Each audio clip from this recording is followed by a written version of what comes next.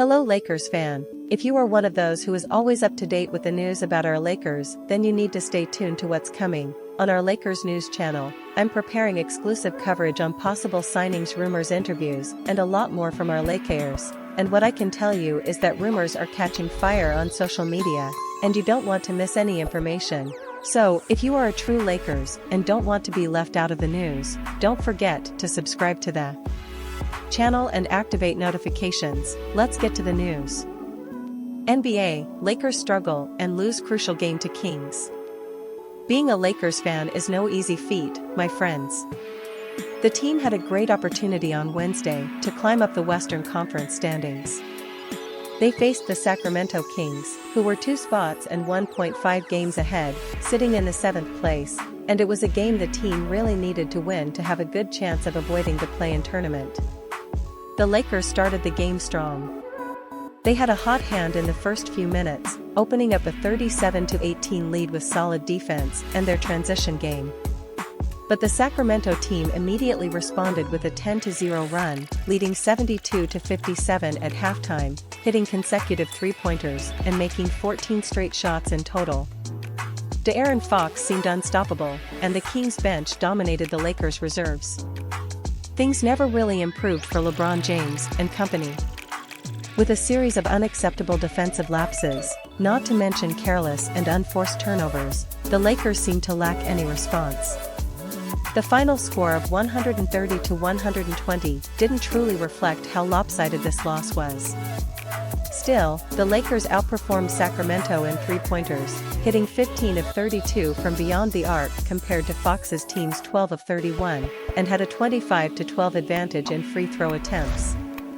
But they were out-rebounded by 12 and outscored in fast break points by 26-19 and in the paint by 76-50. Their offense after the first period was slow, lacking creativity and being individualistic, while the Kings consistently looked to move the ball, attack with much initiative and purpose, and faced little defensive resistance. The Lakers dropped to the 10th place in the West. The team only has itself to blame, not just for this defeat, but also for the tough situation they find themselves in this season. Lakers vs Kings, game highlights. Lakers.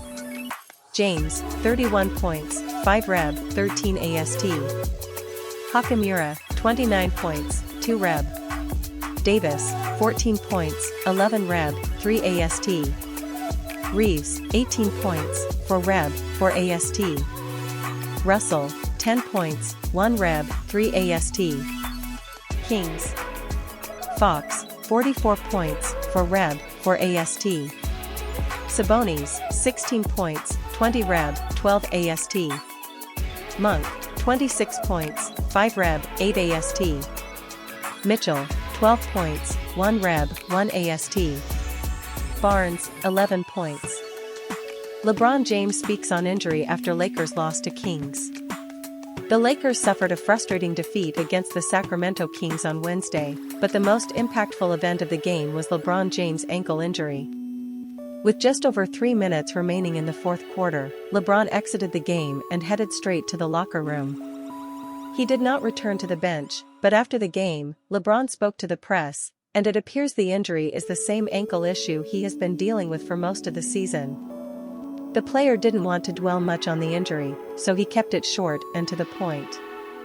"Yeah, I'll be fine," said LeBron. When asked to elaborate more on what caused the aggravation of that left ankle, LeBron described it as just the same ongoing problem. "It's just my ankle," he said. "Dealing with what I've been dealing with before the break, after the break, just managing it the best I can." Should we worry about LeBron? Seeing Bron leave a game early to tend to the ankle, which has been an issue throughout the season, is concerning, but if we trust the player's word, then he should be fine. Nevertheless, it has been an ongoing problem, and it's uncertain if a bad ankle could worsen and force him to miss a few games. While the Lakers have avoided major injuries to Bron and Anthony Davis this season, the team still has key rotation players like Gabe Vincent and Jared Vanderbilt out. However, yesterday we had good news regarding this duo. Bron won't have much time to heal his injured ankle as the Lakers face the Milwaukee Bucks on Friday and then the Minnesota Timberwolves on Sunday. With only 18 games remaining, the Western Conference standings are as tight as ever, and the Lakers are clinging to the last play-in spot as the 10th seed. The team will need everyone available for this final stretch of games. DAngelo Russell speaks on pressure while with the Lakers. A few weeks back, it seemed like DAngelo Russell was on the verge of being traded by the Lakers. His name was frequently popping up in trade rumors, with the hottest rumor being that he was headed to the Atlanta Hawks in exchange for guard DeJounte Murray. But Russell responded by playing lights out from mid-January onwards, after having been benched for a few weeks prior. The Lakers made no trades before the deadline, and now he has the peace of mind knowing he will finish the season with the team. During his appearance on the Backyard podcast, he spoke about how he dealt with these rumors, and it's clear he has developed a strong sense of maturity and professionalism. Obviously, it's a lot of pressure, the memes are great, it's all that, it is what it is. But for me, who is really living this, and it's my life and my profession and all that, I just tried to approach it with a Zen mindset. Knowing I can't control these things, but also knowing it's what's happening and what's evolving around me. So, being present in that way, but also not letting my mind be consumed by it. He also spoke about how he felt about not being traded. We survived. It's good to survive. It's just a good weight off your shoulders. Overall, that's how it felt to me. So, it's cool to be here and attack the second half of the season. Russell has impressive numbers with the Lakers this season. Russell is averaging 17.8 points and 6.2 assists per game, while shooting 41.6% from three-point range this season, the best mark of his career. Since returning to the starting lineup under coach Darvin Ham on January 13, he has been averaging 22.5 points and 6.5 assists per game, shooting 44.4% from three. He has a player option for next season, and there's a good chance he will surface again in at least one trade rumor this offseason. This is when the Lakers could offer up to 3 first-round picks in any potential deal, along with a quality player like Russell. Rumors suggest the team might look to trade for a legitimate third star this offseason. Murray, Trae Young, Donovan Mitchell, and Kyrie Irving are reportedly potential targets. So folks, the news isn't all positive, but the Laker spirit is stronger than ever.